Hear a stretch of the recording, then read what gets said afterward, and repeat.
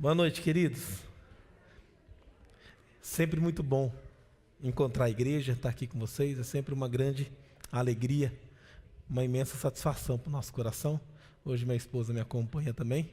É sempre uma alegria também estar com a esposa junto, né? Marcos capítulo 13, abra sua Bíblia por gentileza. Nós vamos dar continuidade à exposição do Evangelho de Marcos, que a igreja vem meditando aí ao longo dos meses. Marcos capítulo 13 é o discurso escatológico de Jesus, e é sempre um desafio pregar esses discursos, essas mensagens escatológicas, né? Mas é um discurso maravilhoso, é uma mensagem que encheu muito meu coração. Eu espero que Deus me use como instrumento nas mãos dele para falar ao seu coração. Acompanhe a leitura, por gentileza. Ao sair Jesus do templo, disse-lhe um de seus discípulos: Mestre, que pedras, que construções. Mas Jesus lhe disse: Vê estas pedras, vê estas grandes construções, não ficará pedra sobre pedra que não seja derribada.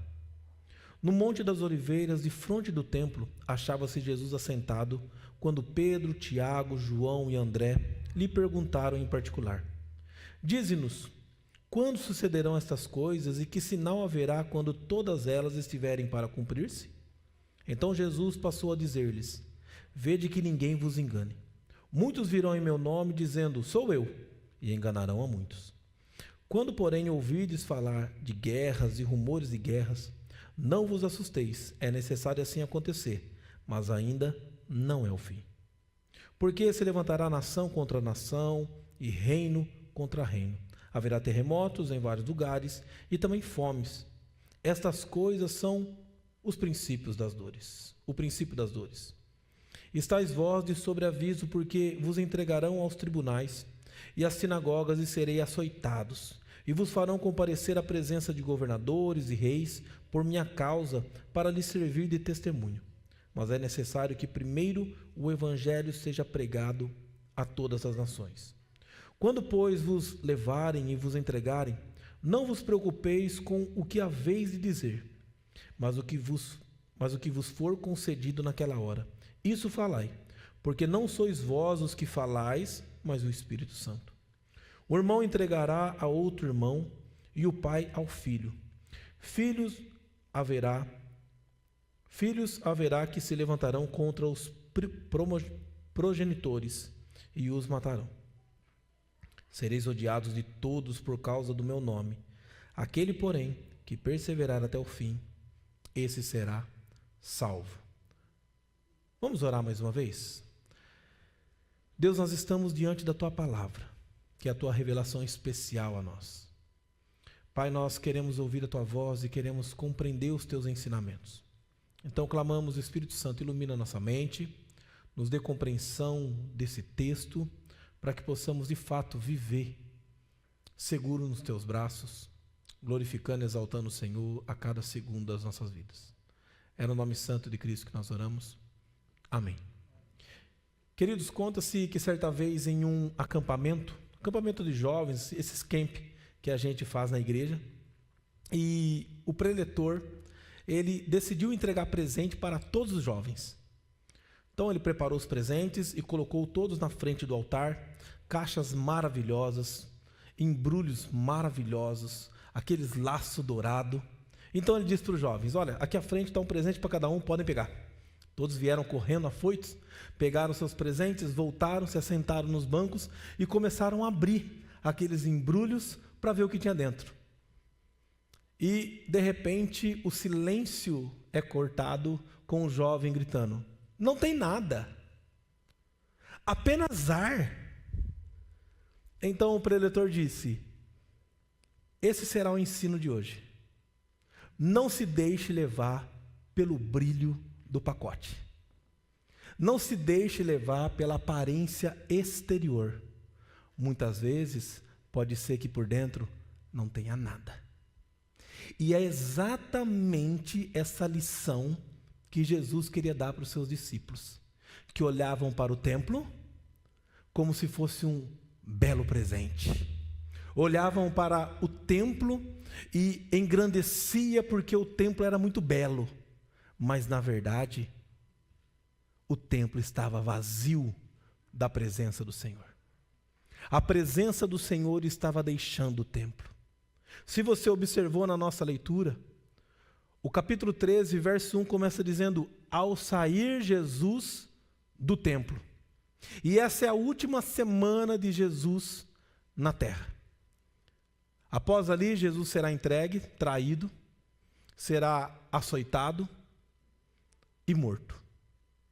Ou seja, é a última vez que Jesus entrou e está saindo do templo. Mas essa entrada, ela não é algo ordinário como nós fazemos quando entramos em casa e saímos, entramos em um determinado local e saímos. Essa saída de Jesus no templo, ela está vinculada com a profecia de Ezequiel, no capítulo 10 e capítulo 11, que diz que a glória de Deus deixou o templo. Ou seja, a glória de Deus, nesse momento, de fato, ela deixa o templo. E agora aquele templo, ele se encontra vazio, sem a presença do Senhor. E então, os discípulos, caminhando junto com Jesus, eles dizem para Jesus: mestre, olha que maravilha essas construções. O templo que eles se referem é o segundo templo, vamos dizer assim. Alguns defendem que na verdade é o terceiro templo, mas eu discordo. O primeiro templo foi construído por Salomão, foi destruído em 586 com a invasão babilônica. Depois foi reconstruído 70 anos depois, quando o povo retornou para Jerusalém, foi liberto do cativeiro babilônico. Eles reconstruíram o templo, mas no ano 19 a.C., até os dias de Cristo, Herodes o Grande, ele começou a fazer uma grande reforma no templo, nesse segundo templo. Ou seja, então é uma reconstrução, é uma reforma naquele templo. Ele queria deixar aquele local belo. Alguns vão dizer que ele aumentou tanto o templo, os pátios, que chegava até a 35 acres, o que seria 12 campos de futebol. As colunas do templo eram de uma peça só de mármore. Dizem que era necessário 3 homens para conseguir dar a volta naquelas colunas. O piso não é esse porcelanato que a gente vê aqui, que na verdade é belo. Eram pedras preciosas. As pedras, segundo os historiadores, elas iam de 1 metro de altura a 2 de comprimento, até 3 metros de altura por 13 metros de comprimento. Eram pedras imensas. O templo era todo rodeado, enfeitado com ouro. E quando eles estão saindo do templo, os discípulos olhando para aquela construção, para aquele pacote maravilhoso, para aquele embrulho elegante, eles dizem: olha, Senhor, que construções, olha que templo maravilhoso. Mas a pergunta é: o que levou os discípulos a dizerem isso? Do nada. Jesus está saindo com os discípulos do templo e do nada os discípulos vêm para Jesus e falam: nossa, olha que construção maravilhosa, Jesus. Não tinha outra coisa para conversar? Eles estavam conversando sobre o quê? Marcos não fala. Mas o texto paralelo de Mateus capítulo 23, se você puder voltar um pouquinho comigo a sua Bíblia, você vai ver que no finalzinho do capítulo 23, antes de Jesus deixar o templo, ele diz algo que Mateus narra, mas Marcos não. E o que Jesus diz? Versículo 37 em diante do capítulo 23 de Mateus: Jerusalém, Jerusalém, que matas os profetas e apedrejas os que te foram enviados. Quantas vezes quis eu reunir os teus filhos, como a galinha junta os seus pintinhos debaixo das asas, e vós não o quisestes. Eis que a vossa casa vos ficará deserta. Declaro-vos, pois, que desde agora já não mais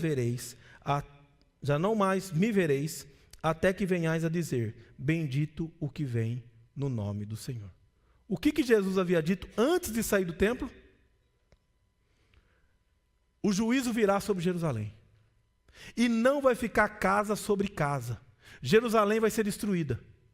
Os discípulos, ouvindo isso, e quando estão saindo do templo, eles olham para o templo, para aquela magnitude, para aquelas pedras maravilhosas, grandiosas. Eles falam: Senhor, olha que construção maravilhosa, será que até isso vai ser destruído? De fato o templo vai ser derrubado? Então, como que nós vamos se relacionar com Deus? O maior símbolo da religião, o meio pelo qual nós temos acesso à presença de Deus, ele vai ser derrubado. Onde então nós iremos entregar os nossos sacrifícios, os nossos holocaustos? Como é que nós vamos se relacionar com Deus? Todas essas questões estão implícitas, enquanto os discípulos estão dizendo: que construções, que templo maravilhoso. Na verdade, esses discípulos, eles não conseguiram compreender o que aquele escriba, que vocês ouviram um sermão aqui 2 domingos atrás, que aquele escriba tinha compreendido quando ele disse: olha, eu entendi que amar a Deus sobre todas as coisas e amar ao próximo excede todo holocausto e sacrifício. Os discípulos até então, que andavam com Jesus, eles não tinham compreendido isso. Eles entendiam que era necessário a presença do templo para se relacionar com Deus. Mas Jesus, ouvindo tudo isso dentro do coração deles, que foi expressada através da contemplação no templo, Jesus olha para eles e diz: mas eu lhes digo algo, vê essas grandes construções? Não ficará pedra sobre pedra que não seja derribada. Imagine o mundo dos discípulos se esvai. Em verdade vos digo, vai ser derrubado. E por que vai ser derrubado? Porque a presença do Senhor não está mais lá. Na verdade, o templo, no capítulo 11 do Evangelho de Marcos, versículo 17, é dito: não está escrito: a minha casa será chamada casa de oração para todas as nações, vós, porém, as tendes transformado em covil de salteadores. O templo havia se tornado local de covil de ladrões. Se você observou toda a exposição que foi feita no capítulo 12, você vai ver que a teologia dentro do templo ela estava completamente confusa. Teologia essa exposta pelos fariseus, pelos saduceus, pelos escribas. Se você observou, como o pastor releu o texto aqui hoje à noite, do capítulo 12, a ética cristã estava corrompida. Aqueles homens que foram chamados por Deus para cuidar dos órfãos e das viúvas, na verdade eles estavam extorquindo os órfãos e as viúvas. Aqueles que necessitavam de assistência não estavam recebendo assistência. Então os discípulos, eles olham para construções maravilhosas, mas Jesus, ele olha para um local onde virou covil de salteadores, onde a teologia está completamente deturpada e distorcida e onde a ética cristã está destruída. E o que Jesus diz? Não vai ficar pedra sobre pedra. Vai vir tudo para o chão. Que palavra dura. Tão dura que Jesus, quando ele deixa o templo, segundo o texto, ele vai para o Monte das Oliveiras. E o Monte das Oliveiras aqui, ele também é sugestivo. E também está lá em Ezequiel capítulo 11. Em Ezequiel capítulo 11, se eu não me engano, não me falha a memória, versículo 23, diz que quando a glória de Deus ela deixou o meio da cidade de Jerusalém, ela foi para o monte que fica no oriente. O meio da cidade era o Monte Moriá, onde estava o templo. E o monte que fica no oriente é o Monte das Oliveiras. E em Ezequiel, quando a glória de Deus ela deixa o templo e vai para o Monte do Oriente, de lá o Senhor proclama juízo sobre Jerusalém. E agora Jesus está deixando o templo e ele vai para o Monte das Oliveiras. E o que ele vai proclamar lá? Juízo sobre Jerusalém. Ou seja, a profecia está se cumprindo em Cristo Jesus. De fato, o juízo será derramado sobre a cidade e sobre o templo. Mas os discípulos não entendem. Mas eles confusos, muitas coisas passando na cabeça, e o versículo de número 3 diz que ali no Monte das Oliveiras, de frente para o templo, achava-se Jesus assentado, quando então 4 dos seus discípulos, os 4 primeiros a serem chamados para seguir Jesus, Pedro, Tiago, João e André, eles fazem uma pergunta para Jesus. E eles dizem: dize-nos quando sucederão estas coisas, e que sinal haverá quando todas elas estiverem para cumprir-se. Veja que os discípulos aqui, eles querem saber duas coisas: a data e o sinal. Por todas as coisas, os discípulos aqui, eles se referem não apenas à destruição de Jerusalém, das casas e do templo. Na verdade, eles se referem também à morte de Cristo e à sua volta gloriosa, quando eles vão cantar o Salmo 118, que diz: bendito o que vem no nome do Senhor. O que ele está dizendo é: quando vai acontecer isso? Qual que é a data? Qual que é o sinal que vai suceder para a gente saber e a gente já está preparado para isso, Jesus? Diz para nós, quando que vai acontecer isso? Na mente dos discípulos, a destruição de Jerusalém e a destruição do templo é o fim do mundo. Acabou todas as coisas.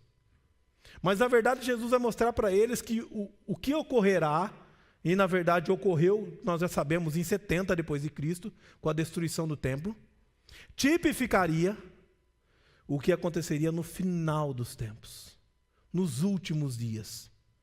Mas segundo Jesus, ainda não seria o fim. E o que Jesus vai fazer aqui não é trazer para a mente deles, satisfazer o desejo deles em dizer: olha, a data para vocês, anotem aí. Vai ser dia 27 de julho de 2025, 10 horas da noite. Está chegando a hora. E qual vai ser o sinal? O sinal vai ser um terremoto, que vai abalar toda a estrutura. Era isso que os discípulos esperavam. E é isso muitas vezes que nós esperamos. E na verdade é isso que muitas vezes nós procuramos. Identificar o dia e o sinal, para que a gente esteja preparado. Pronto, a gente planeje tudo certinho. Mas o que Jesus vai fazer aqui, na verdade, é preparar, é advertir os seus discípulos quanto a expectativas prematuras. Há lições importantes que eles precisam compreender. Muito mais do que saber data e sinais, eles precisam estar preparados para o dia que acontecer, mediante o sinal que tiver. E então Jesus aqui, ele vai adverti-los contra essa expectativa prematura por dois motivos. E o primeiro motivo é para que eles não sejam enganados. Porque será um tempo de muito engano. Observe que Jesus, ele começa dizendo no verso de número 5: então passou Jesus a dizer: vede que ninguém vos engane. O verbo aqui vede não é apenas ver com os olhos. O verbo aqui vede é vigiai, é estar atento. E esse verbo aqui, ele é um imperativo, está no tempo presente. Isso significa que é uma ordem que deve ser executada, e o tempo presente do grego deve ser traduzido como tempo contínuo da nossa língua portuguesa. Ou seja, deve haver uma vigilância por parte dos discípulos de Jesus contínua. Eles sempre devem prestar atenção em todas as coisas para não serem enganados. E esse verbo, ele aparece 4 vezes aqui no capítulo 13. Ele aparece no versículo 5, ele aparece no versículo 9, quando diz: estai vós de sobreaviso. A tradução já muda um pouco. No versículo 23, ele aparece de novo, quando diz: estai vós de sobreaviso. No versículo 33, ele aparece de novo, quando diz: estai de sobreaviso. É o mesmo verbo. Veja que o centro aqui do ensino é: fiquem atentos, fiquem vigilantes. Fiquem vigilantes do porquê, Jesus? E ele vai dizer. Ele diz o seguinte, no versículo número 6: muitos virão em meu nome dizendo: sou eu, e enganarão a muitos. O que Jesus está dizendo? Haverá a presença, suscitarão falsos messias. E vocês precisam ficar de olho aberto quanto a isso. E exatamente isso aconteceu. Atos capítulo 5, se eu também não me engano, verso 36, fala sobre um certo homem chamado Teudas. E é quando Gamaliel ele vai falar com os fariseus que estão questionando os cristãos, o início ali do cristianismo, e eles querem prender, querem matar os cristãos, e ele vai dizer assim, olha, não faça isso, porque senão vocês vão se ver lutando contra o próprio Deus. Se isso é um movimento de Deus, vocês vão estar errados. Mas se não é um movimento de Deus, isso vai se esvair, como nos dias de Teudas, que enganou 400 pessoas e fez com que essas pessoas seguissem ele, mas morreu e tudo se dissipou. Ou seja, surgiu falsos deuses. No capítulo 21 de Atos também, Paulo ele é confrontado pelos soldados quando ele está subindo, na verdade preso na fortaleza Antônia. Os soldados perguntam para ele, você não é aquele egípcio não, que arrastou mais de 4.000 pessoas para o deserto, né? E aí Paulo vai dizer, não, deixa eu explicar quem que eu sou. E aí ali vem o discurso de Paulo. Ou seja, vários falsos messias iriam surgir. E Jesus já está alertando os seus discípulos, dizendo, gente, presta atenção. Fiquem vigilantes em todo o tempo, porque aparecerá falsos messias e enganarão a muitos. E isso aconteceu, Teudas e o egípcio. Outra coisa também, eles deveriam ficar atentos e vigilantes. Com o quê? Com as oscilações que iriam acontecer no mundo. Catástrofes, terremotos. E é o que Jesus diz aqui, versículo 7. Quando, porém, ouvirdes falar de guerras e rumores de guerras, não vos assusteis. É necessário assim acontecer, mas ainda não é o fim.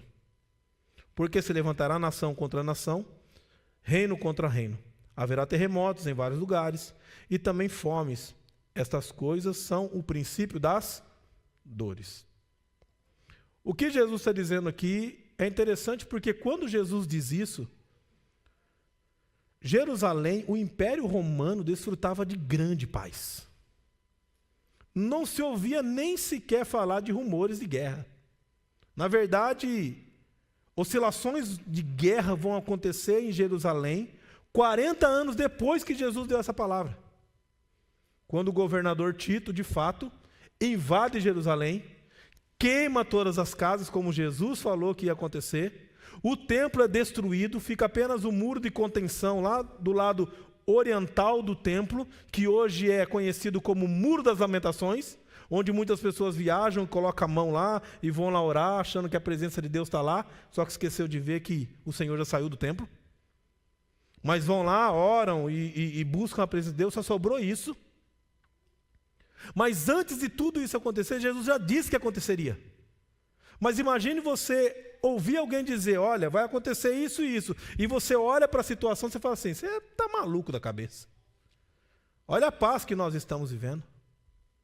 Segundo historiadores, a década de 60 e 80 do primeiro século foi marcada por terremotos, tornados, por vibrações na terra, por caos mundial.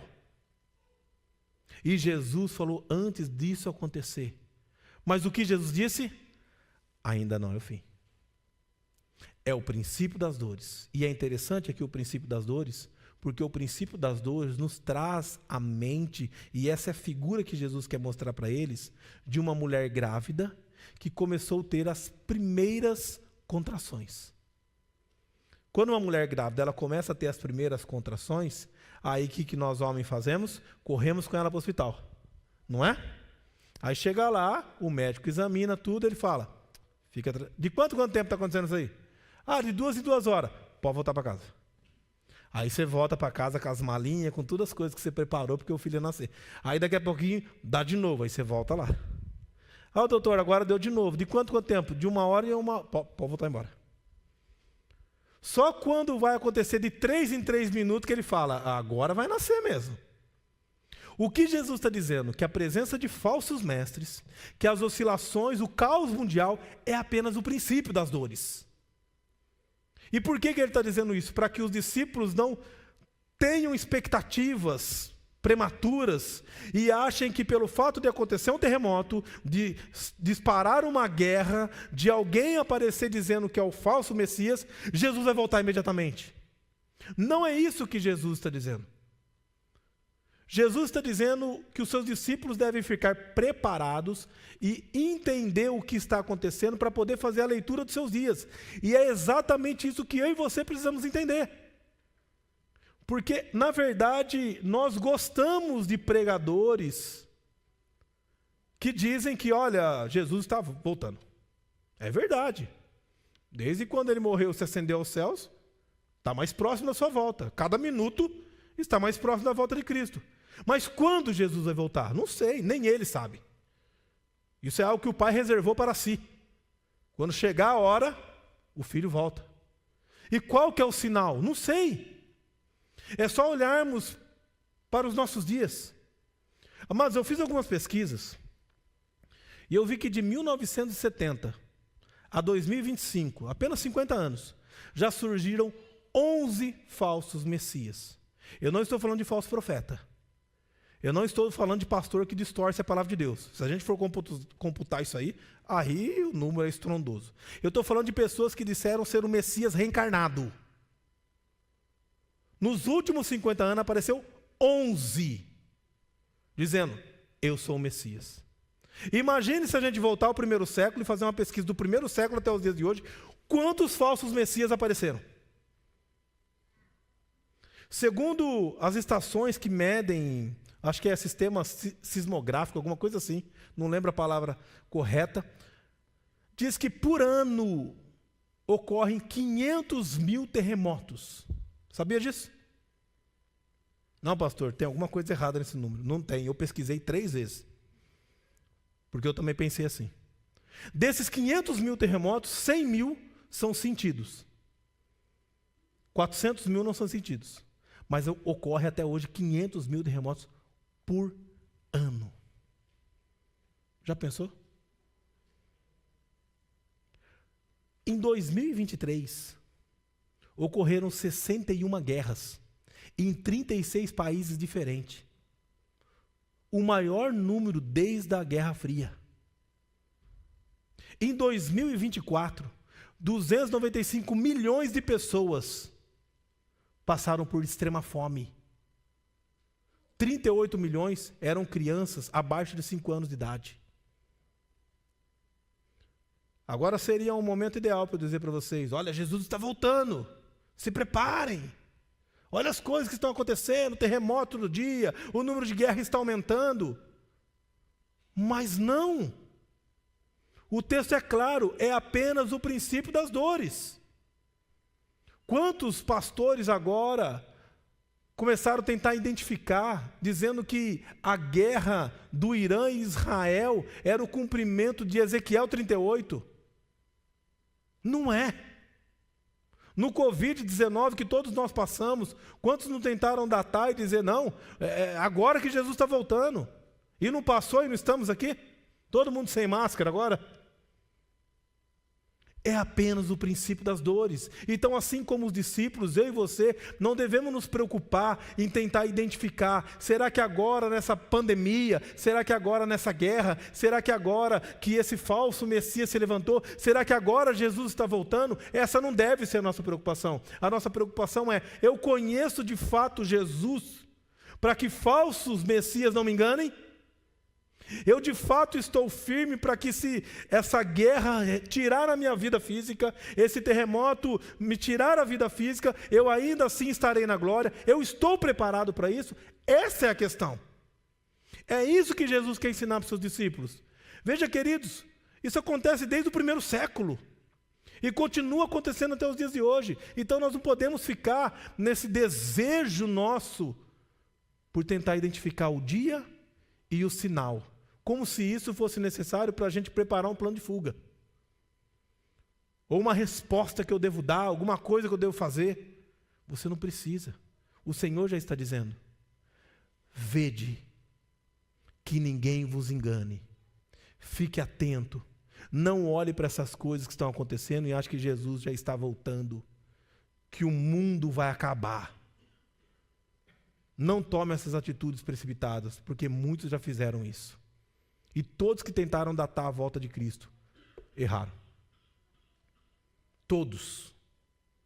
O que cabe a mim e a você, é independente do dia, independente da hora, viver em fidelidade. Conhecer o Senhor profundamente, para não sermos traídos. Essa é a primeira lição que o Senhor nos ensina.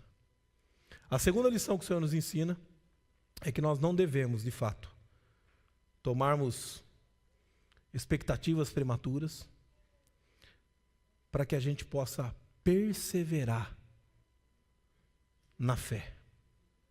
Permanecermos firmes com o Senhor. Era isso que ele queria também que os seus discípulos entendessem. Por isso que no verso 9 ele vai dizer, estai vós de sobreaviso. De novo ele está repetindo, vede, preste atenção, vigiai, fiquem atentos. Com o quê?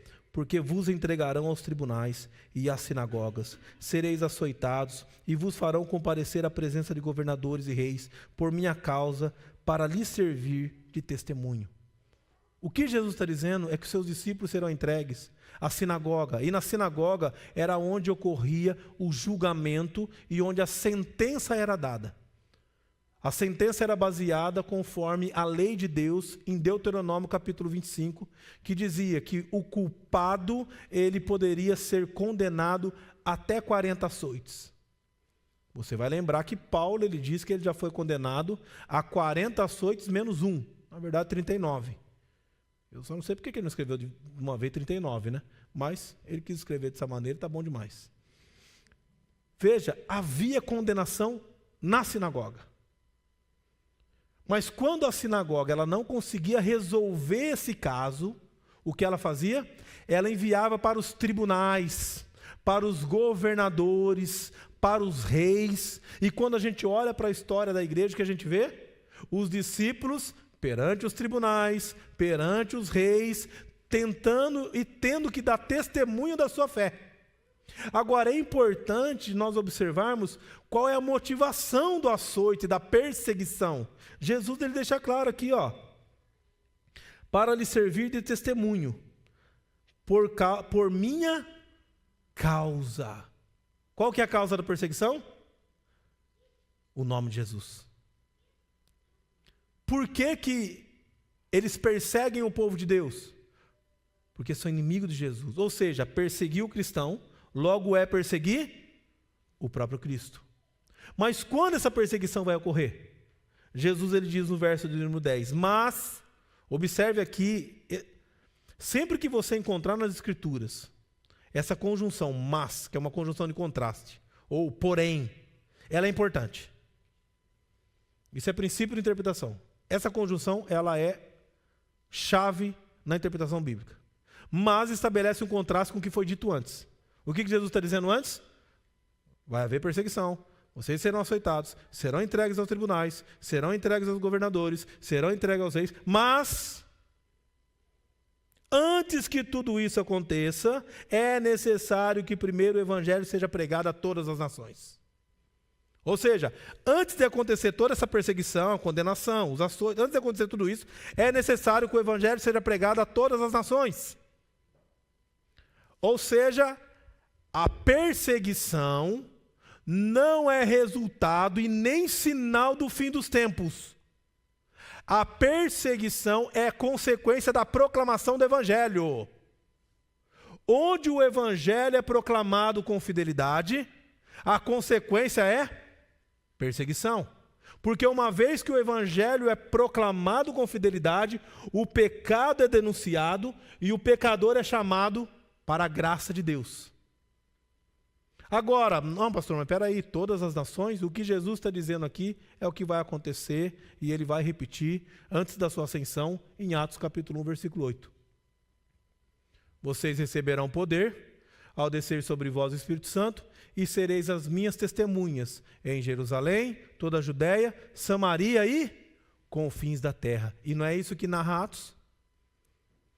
E não é exatamente o que acontece quando o povo começa a proclamar o evangelho, começa a haver perseguição dos discípulos de Jesus, da igreja de Jesus. Ou seja, vai haver perseguição, vai haver açoite quando o evangelho for proclamado. E isso gera muitas vezes medo. Então, com o desejo de encorajar e fortalecer os seus discípulos, Jesus dá uma palavra para eles no verso 11. E ele diz: quando, pois, vos levantarem e vos entregarem, não vos preocupeis com o que haveis de dizer, mas o que vos for concedido naquela hora, isso falai, porque não sois vós os que falais, mas o Espírito Santo. Veja, primeiro Jesus deu a notícia: vai ter perseguição. Essa perseguição é consequência da proclamação do Evangelho. E aí todo mundo fica com medo: e agora, eu vou continuar pregando o Evangelho? Jesus disse: continue pregando, porque quando você for levado diante dos tribunais, não será você que vai falar, eu estarei com você e eu falarei por você. Então fique tranquilo. Veja que encorajamento maravilhoso.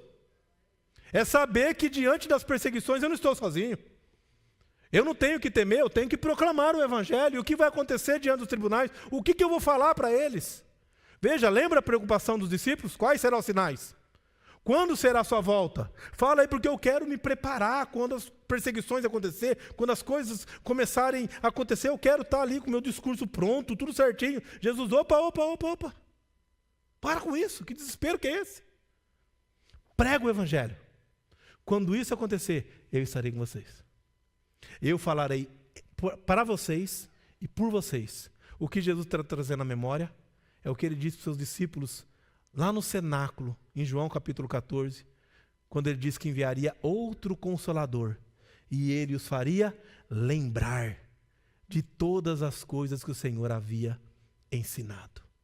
É a presença do Senhor com os seus discípulos.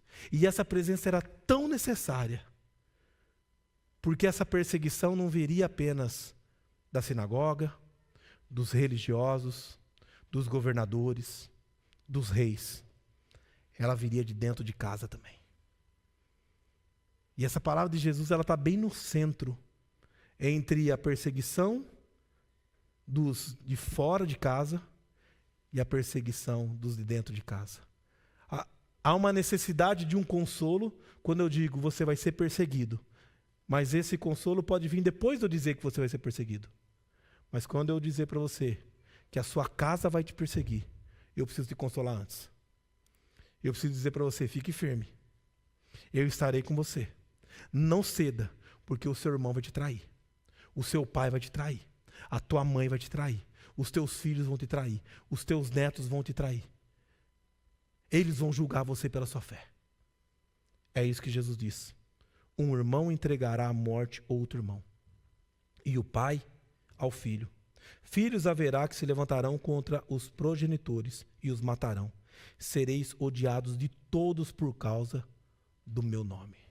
Serei odiado de todos. Aqui é uma hipérbole, tá? Você não vai ser odiado por todo mundo. Mas muitos odiarão, eu e você, por causa do nome de Jesus. Até mesmo dos de dentro de casa. Segundo a história, vou citar apenas Nero, que é o mais conhecido, diz que muitos familiares entregaram seus próprios entes queridos para serem condenados e mortos no regime de Nero. A história diz que nos dias de Nero, tanto cristão foi crucificado que faltou madeira. Nero, ele era tão maluco que nas noites de Roma ele amarrava os cristãos, jogava em latões de piche, pendurava nas árvores e ateava fogo para iluminar as noites de Roma. Muitos cristãos foram jogados dentro do Coliseu para as feras devorarem, enquanto multidão aplaudia a morte de mais um cristão. E muitos desses cristãos foram entregues pela própria família, pelo próprio irmão. Ou seja, a perseguição não se levanta só de fora, mas de dentro de casa, de dentro da igreja. Muitos, diante das perseguições, acabam denunciando seus irmãos se acovardando. Mas qual que é a palavra do Senhor aqui para os seus discípulos? Permaneçam firmes. E é o que a gente vê também na história. Porque todos os discípulos, menos João, foram mortos por viés do martírio. Todos eles. Até Pedro, que negou Jesus. Uma vez que ele entendeu o que é amar Jesus. Uma vez que ele foi chamado para apacentar as ovelhas de Jesus, ele foi crucificado de ponta cabeça e não negou Jesus. Porque ele entendeu que o Senhor estava com ele. Todos os discípulos foram levados perante os tribunais. Tiago foi passado a fio de espada por Herodes. Tomé foi esfolado vivo. Teve toda a sua pele extraída do corpo.